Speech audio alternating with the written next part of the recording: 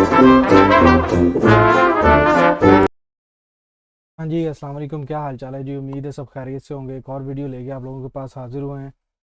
Video का जो title है जी वो है Chandrayaan 3 discovery oxygen on moon. तो इस टाइटल से तो यही पता लग रहा है कि शायद ऑक्सीजन मिल गई है चांद के ऊपर। चंद्रयान 3 जो पिछले दिनों को पता ही है कि वो चांद के ऊपर इंडिया का एक बहुत सक्सेसफुल प्रोजेक्ट रहा है कि वो चांद पे उतरा है, और उस हिस्से पे उतरा है जहाँ पे आज से पहले कोई आज तक, इवन अमेरिका, रशिया, कनाडा, कोई भी कंट्री वहाँ तक नहीं पहुँच सकी।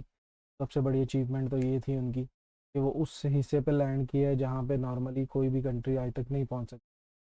और उसके बाद आई थिंक उसकी अपडेट्स आई हैं, जो चंद्रयान 3 के बाद जो रोवर था जो उधर घूम फिर के जिसने रिसर्च करनी थी, वो जो रोबो था, तो उसकी कुछ अपडेट्स आई हैं। तो पहले वीडियो देखते हैं, फिर इसके बाद इस पर हम अपनी बात करते हैं।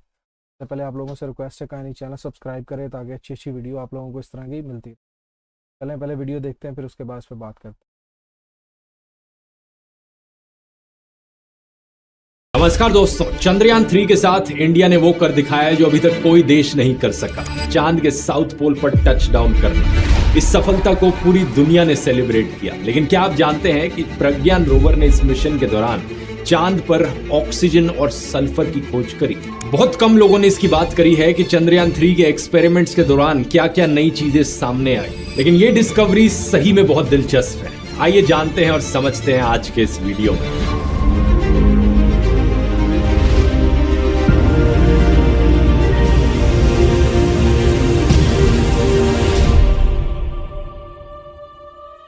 23 अगस्त 2023 वो दिन था जिस दिन चंद्रयान 3 ने सक्सेसफुल लैंडिंग करी। अगले दिन 24 अगस्त को विक्रम लैंडर ने प्रज्ञान रोवर को एक रैंप के जरिए नीचे उतारा अपने मिशन को शुरू करने के लिए। इसरो ट्विटर के जरिए हमें रेगुलरली अपडेट्स दे रहा था। 25 अगस्त के इस वीडियो में देख सकते हैं आप कि कैसे प्रज्ञान रोवर विक्रम लैंडर से दूर जा रहा है। 24 अगस्त से लेकर 4 सितंबर तक लगभग 12 दिन तक विक्रम और प्रज्ञान ने चांद पर अपनी ऑब्जर्वेशंस ली, जिसके बाद उन्हें स्लीप मोड में डाल दिया गया, उन्हें सुला दिया गया। लेकिन उम्मीद करी जा रही है कि वो दोबारा जागेंगे। इसकी बात मैं आगे करूंगा, लेकिन पहले समझते हैं कि इन 12 दिनों में क्या क्या ऑब्जर्वेशंस ली गई। बात है 27 अगस्त की, जब विक्रम लैंडर पर लगे चेस्ट इंस्ट्रूमेंट ने अपनी पहली रीडिंग्स ली।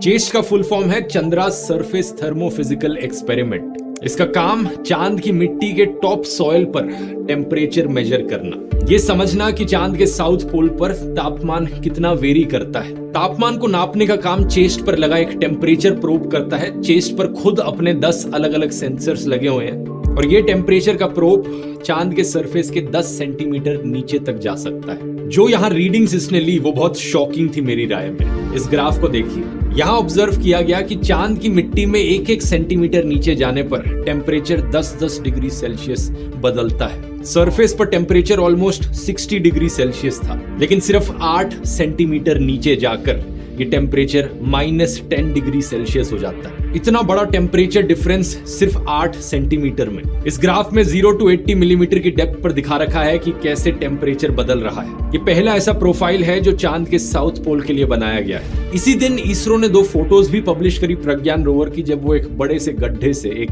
बड़े क्रेटर से सिर्फ 3 मीटर दूर था। इस पिक्चर में आप देख सकते हो कि चांद पर इस क्रेटर का जो डायमीटर था वो करीब 4 मीटर के अराउंड था। हमारे साइंटिस्ट नहीं चाहते थे कि प्रज्ञान जाके इस गड्ढे के अंदर गिर जाए, तो इसकी वजह से उन्होंने प्रज्ञान का रास्ता बदल दिया। प्रज्ञान को वापस उल्टा होकर चलना पड़ा, और इसकी भी कुछ इंटरेस्टिंग फोटोज आप देख सकते हो जहां इसके पहियों का मिट्टी में ट्रैक दिख रहा है। प्रज्ञान पर लगे पेलोड्स की बात करें तो 28 अगस्त को लिब्स यानी लेजर इंड्यूस्ड ब्रेकडाउन स्पेक्ट्रोस्कोपी नाम के इंस्ट्रूमेंट ने सल्फर की प्रेजेंस को कंफर्म किया चांद के साउथ पोल पर। यह पहली बार था कि चांद के साउथ पोल पर ऑन ग्राउंड जाकर इस चीज को कंफर्म किया गया, इसलिए इसे first ever in situ measurement कहा जाता है। इस लिब्स इंस्ट्रूमेंट को इसरो के साथ डेवलप किया है बैंगलोर की laboratory for electro optics system ने। इसका काम है चांद पर मौजूद मिट्टी और पत्थरों का कॉम्पोजिशन एनालाइज करना, और जिस तरीके से ये काम करता है वो भी बड़ा इंटरेस्टिंग है। ये हाई एनर्जी लेजर पल्सेस का इस्तेमाल करता है, यानी एक लेजर डाली जाती है चांद की मिट्टी पर जिसका तापमान बहुत ज्यादा हाई होता है। चांद पर मौजूद मिट्टी के एक छोटे से एरिया में इस लेजर को टारगेट किया जाता है,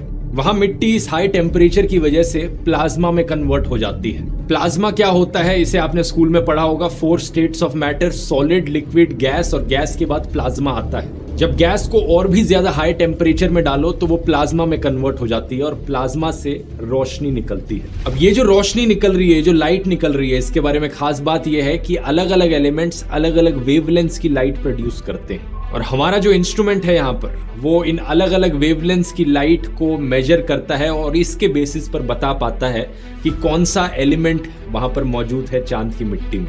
यहीं से ही ये नाम आया है लेजर इंड्यूस्ड ब्रेकडाउन। लेजर के जरिए हमने ब्रेकडाउन किया वहां पत्थरों को या मिट्टी के पार्टिकल्स को, उन्हें प्लाज्मा में कन्वर्ट किया और फिर उनसे निकलने वाली वेवलेंथ को हमने स्पेक्ट्रोस्कोपी के द्वारा मेजर किया। इसलिए ये हो गई लेजर इंड्यूस्ड ब्रेकडाउन स्पेक्ट्रोस्कोपी। यहां मैं कहना चाहूंगा कि मैंने चंद्रयान 3 के पिछले वीडियो में एक छोटी सी गलती करी थी। ये जो सारी एक्सप्लेनेशन मैंने आपको दी, मैंने कहा था कि ये काम रामभा इंस्ट्रूमेंट करेगा, लेकिन एक्चुअली में ये काम रामभा नहीं बल्कि लिब्स इंस्ट्रूमेंट करता है। रामभा भी प्लाज्मा को मेजर करेगा लेकिन लेजर इंड्यूस्ड ब्रेकडाउन के जरिए नहीं। रामभा की बात आगे करते हैं वीडियो में, लेकिन उस गलती के लिए माफी।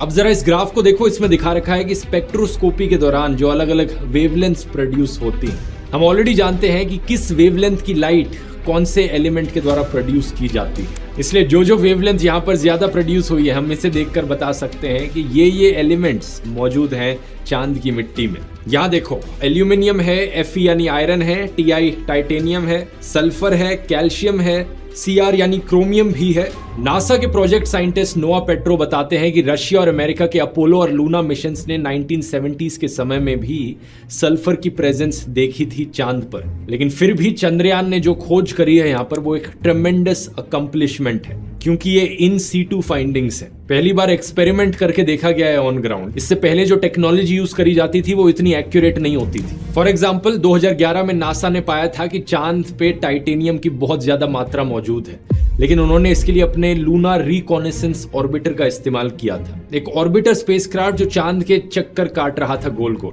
चांद पर किसी चीज को उतार कर इसका एविडेंस नहीं पाया गया था। सिमिलरली 2009 में एक जापानी स्पेसक्राफ्ट ने भी यूरेनियम को डिटेक्ट किया था चांद पर, लेकिन लिब्स में इस्तेमाल की गई जो टेक्नोलॉजी है वो कहीं ज्यादा और एडवांस है, और ये पहली बार है कि सल्फर की डिस्कवरी यहाँ पर फॉर श्योर बताई जा रही है। और सल्फर के अलावा मैंगनीज, सिलिकॉन और ऑक्सीजन जैसे एलिमेंट्स को भी कंफर्म किया गया है। आप पूछोगे ऑक्सीजन कैसे हो सकती है चांद पर? ये ऑक्सीजन दोस्तों एक्चुअली में मौजूद है चांद की मिट्टी और चांद के पत्थरों में। ये ऑक्सीजन O2 गैस के फॉर्म में एटमॉस्फेयर में मौजूद नहीं है, क्योंकि चांद पर कोई एटमॉस्फेयर नहीं होती, बल्कि चांद के पत्थरों में ऑक्सीजन के एटम्स अलग अलग एलिमेंट्स के साथ बॉन्ड्स के फॉर्म में एग्जिस्ट करते हैं, जैसे कि सिलिकेट मिनरल्स हो गई जो सिलिकॉन और ऑक्सीजन के एटम्स से बनती हैं। ये एक बहुत अच्छी खबर है, क्योंकि इसी ऑक्सीजन को एक्सट्रैक्ट करके इस्तेमाल किया जा सकता है बाकी और यूज केसेस के लिए। जैसे अगर कभी कोई एस्ट्रोनॉट्स चांद पर एक परमानेंट बेस बनाए और वहां ऑक्सीजन की जरूरत पड़े तो चांद के पत्थरों से ही उस ऑक्सीजन को एक्सट्रैक्ट किया जा सकता है। इसी साल के 25 अप्रैल के इस आर्टिकल को देखिए, NASA successfully extracts oxygen from lunar soil simulant. यानी नासा ऑलरेडी इस ऑक्सीजन को एक्सट्रैक्ट करने की टेक्नोलॉजी पर काम कर चुकी है, और ये ऑक्सीजन की मात्रा इतनी ज्यादा है चांद के सॉइल में कि बताया जाता है मून के टॉप सॉइल में ही इतनी ऑक्सीजन है कि 8 बिलियन लोग 1 लाख साल तक सस्टेन किए जा सकते हैं इस टॉप लेयर की ऑक्सीजन से ही। अब लिब्स से मिलता जुलता एक और पेलोड है प्रज्ञान पर, alpha particle x-ray spectrometer, short में APXS। लिब्स ने जहां पर लूनार रॉक्स और लूनार सॉइल को स्टडी किया, वहीं पर APXS मून के जनरल सरफेस के लिए, लेकिन दोनों के काम करने का तरीका काफी अलग है। लिब्स लेजर पल्सेस का इस्तेमाल करता है, लेकिन APXS रेडियो एक्टिव मटेरियल का इस्तेमाल करता है। यहां हमें यह नहीं भूलना चाहिए कि इन सारे प्रिसाइज इंस्ट्रूमेंट्स और इतनी एडवांस टेक्नोलॉजी को बनाने का क्रेडिट सिर्फ और सिर्फ इंजीनियर्स को जाता है, स्पेशली आज के दिन, क्योंकि आज सितंबर 15 को इंजीनियर्स डे है। ये दिन उन सारे इंजीनियर्स को डेडिकेट किया जाता है जो दिन रात मेहनत करते हैं अपने सपनों को हकीकत बनाने के लिए। इंजीनियरिंग में ही डेटा साइंस एक बड़ी फील्ड रही है, जिसकी वजह से चंद्रयान 3 ये सब कर पाया। इतने सारे डेटा को स्टडी करना, मैनेज करना और एनालाइज करना। आज के दिन data science one of the most lucrative career options है, क्योंकि रॉ डेटा को एक्शनेबल नॉलेज में बदलना, ये ऑलमोस्ट हर फील्ड में इसका इस्तेमाल किया जाता है, चाहे स्पेस एक्सप्लोरेशन हो, फाइनेंस हो या हेल्थ केयर हो। और अगर आप इस करियर में अपने आप को अपस्किल करने की सोच रहे हैं तो आज के स्पॉन्सर Scaler.com आपके लिए बहुत यूजफुल होंगे। स्केलर एक ऑनलाइन टेक लर्निंग एकेडमी है जो सॉफ्टवेयर डेवलपमेंट, डेटा साइंस और मशीन लर्निंग में प्रोग्राम्स ऑफर करती है। ये टॉप टेक कंपनीज के इंडस्ट्री एक्सपर्ट्स को लेकर आते हैं लर्नर्स को गाइड और मेंटर करने के लिए। यहाँ लर्नर्स को डेली लर्निंग मिलती है 3 घंटे की और 80 से ज्यादा रियल वर्ल्ड केस स्टडीज का एक्सेस भी। और कमाल की बात यह है कि जिन लर्नर्स ने मेहनत करी है और अपना कोर्स कंप्लीट किया है, स्केलर का दावा है कि उन्होंने एवरेज सैलरी हाइक देखा है 126% का। और 93.5% स्केलर के जो लर्नर्स हैं उन्हें टॉप टेक कंपनीज में प्लेस किया गया है, जैसे कि Google, Facebook, Flipkart, Myntra, Amazon, Zomato. ये एक आसान EMI ऑप्शन भी देते हैं 2 साल के लिए जिसमें 0 इंटरेस्ट है। तो अगर आपको लगता है कि स्केलर आपके करियर को ग्रो करने में आपकी मदद करेगा तो इनकी वेबसाइट चेकआउट कीजिए। इनका लिंक नीचे डिस्क्रिप्शन में मिल जाएगा। आप एक फ्री लाइव क्लास के लिए भी साइन अप कर सकते हैं और खुद ही से डिसाइड कर सकते हैं। अब टॉपिक पर वापस आते हैं। APXS अल्फा पार्टिकल्स और एक्सरेज डालता है सरफेस के सैंपल पर। Alpha particles radioactive decay के दौरान एमिट होते हैं, तो इसका मतलब है कि APXS में एक छोटा सा रेडियो एक्टिव सोर्स हमेशा रहता है, रेडियो एक्टिव मटेरियल जो वो कैरी करता है अपने साथ। जब ये अल्फा पार्टिकल्स और एक्सरेज जाकर चांद के सरफेस के एटम से इंटरैक्ट करते हैं तो सरफेस पर मौजूद मटेरियल्स के इलेक्ट्रॉन्स लूज हो जाते हैं और वो खुद एक्सरेज एमिट करने लगते हैं। फिर इस सरफेस से निकलने वाली एक्सरेज को APXS के डिटेक्टर्स के द्वारा ऑब्जर्व किया जाता है अलग अलग एलिमेंट्स आइडेंटिफाई करने के लिए। तो यहीं से ही इसका नाम भी आया है अल्फा पार्टिकल एक्सरे स्पेक्ट्रोमीटर। अगर आप प्रोसेस समझ जाओगे कि इंस्ट्रूमेंट्स कैसे काम करते हैं तो इनके नाम याद रखने हमेशा आसान रहेंगे। अब आते हैं हम विक्रम लैंडर पर। 31 अगस्त को इसरो ने एक रिपोर्ट रिलीज करी रामभा की फंक्शनिंग पर। रामभा विक्रम पर लगा एक इंस्ट्रूमेंट है जिसका फुल फॉर्म है radio anatomy of moon bound hyper sensitive ionosphere and atmosphere. Libs की तरह इसका काम भी प्लाज्मा को एनालाइज करना है, लेकिन ये खुद से कोई प्लाज्मा नहीं छोड़ता, कोई लेजर नहीं डालता चांद की मिट्टी पर। बस ये नेचुरल प्लाज्मा जो ऑलरेडी चांद पर मौजूद है उसे मेजर करता है। ये जो इंस्ट्रूमेंट है ये एक 5 सेंटीमीटर का मेटालिक स्फेरिकल प्रोब है जो 1 मीटर ऊंचे पोल पर लगा हुआ है विक्रम के अपर डेक पर। इसे केरला की स्पेस फिजिक्स लेबोरेटरी में डेवलप किया गया था at the Vikram Sarabhai space centre Thiruvananthapuram. ISRO के द्वारा पब्लिश करी गई इस फोटो में आप रामबा इंस्ट्रूमेंट की शैडो देख सकते हैं। ये जो पोल सा दिख रहा है आपको शैडो में, यही ये इंस्ट्रूमेंट है। इवन दो चांद पर कोई एटमॉस्फेयर नहीं है, लेकिन चांद के सरफेस के ऊपर बहुत छोटा सा अमाउंट प्लाज्मा का नेचुरली एग्जिस्ट करता है और यही चीज रामबा ने पाई। अप्रोक्सीमेटली 5 to 30 मिलियन इलेक्ट्रॉन्स पर क्यूबिक मीटर की मात्रा में ये लूनार सरफेस पर इर्द गिर्द प्लाज्मा मौजूद है। ये इतना कम है इसलिए इसे रिलेटिवली स्पार्स कहा है इसरो ने। इसे मेजर करने के लिए इलेक्ट्रिक करंट का इस्तेमाल किया जाता है। रामबा बहुत छोटे छोटे इलेक्ट्रिक करंट्स को मेजर कर सकता है। पीको एम्पियर्स, करंट को एम्पियर्स में मेजर किया जाता है, ये पीको एम्पियर्स में करंट मेजर करता है। 10 raised to the power of -12। एक प्रोब से इनके वोल्टेज डाली जाती है और रिटर्न आने वाले करंट को मेजर किया जाता है और इससे पता चल पाता है कि लूनार प्लाज्मा में आयन और इलेक्ट्रॉन की डेंसिटीज कितनी है, रिटर्न करंट को मेजर करके। लेकिन सवाल आपके मन में उठेगा इसके क्या मायने हैं, हमें क्यों फर्क पड़ता है इससे हमें पता चलता है कि रेडियो वेव्स चांद पर बड़ी आसानी से प्रोपोगेट कर सकती हैं बिना ज्यादा इंटरप्शन के। अगर ज्यादा लूनार प्लाज्मा होता तो रेडियो वेव्स का ट्रांसमिट होना थोड़ा मुश्किल हो जाता। तो इन फाइंडिंग्स की मदद से हम ऐसे डिजाइन कर पाएंगे जिनसे कम्युनिकेशन करना आसान हो, क्योंकि कम्युनिकेशन के लिए हम रेडियो वेव्स का इस्तेमाल करते हैं।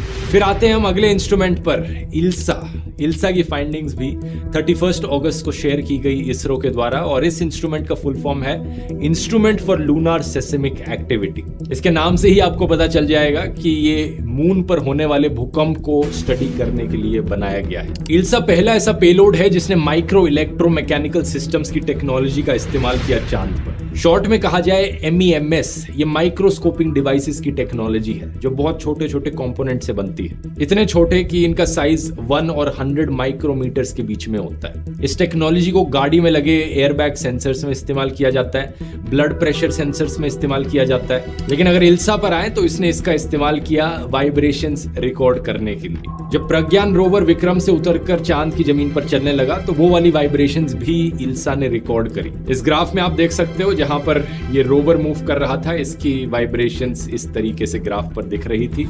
लेकिन बीच में एक लाइन नोटिस करोगे, ये लाइन है 26 अगस्त की, जब एक नेचुरल इवेंट हुआ, यानी कि इस पॉइंट ऑफ टाइम पर एक नेचुरल भूकंप आया चांद पर। इन मून क्वेक्स को स्टडी करके हमें चांद के इंटीरियर की बेहतर समझ मिलती है कि चांद के अंदर क्या मौजूद है, कितना बड़ा क्रस्ट है, कितना बड़ा मैंटल और कोर है। इसके अलावा जब इंसान परमानेंटली जाकर चांद पर रहने लगेंगे तब के लिए भी ये बड़ा इंपॉर्टेंट है। पता होना चाहिए कि कितने भारी भूकंप आते हैं वहां पर, हम जो भी कुछ बनाएंगे वहां पर वो कितना सस्टेन कर पाएगा। इसके बाद आते हैं हम 3 सितंबर 2023 पर, जब इसरो ने एक हॉप एक्सपेरिमेंट किया विक्रम लैंडर के साथ। जो ओरिजिनल पॉइंट ऑफ लैंडिंग था, जिसे शिव शक्ति नाम दिया गया है, उस पॉइंट से थोड़ा सा शिफ्ट कर दिया लैंडर को। विक्रम के इंजन्स को दोबारा से फायर किया गया, वो हवा में 40 सेंटीमीटर ऊपर गया और करीब 40-50 सेंटीमीटर साइड में जाकर दोबारा से लैंड कर गया। इस एक्सपेरिमेंट को करने के लिए जो रैंप नीचे निकाला गया था प्रज्ञान रोवर को उतारने के लिए, उसे वापस ऊपर फोल्ड किया गया था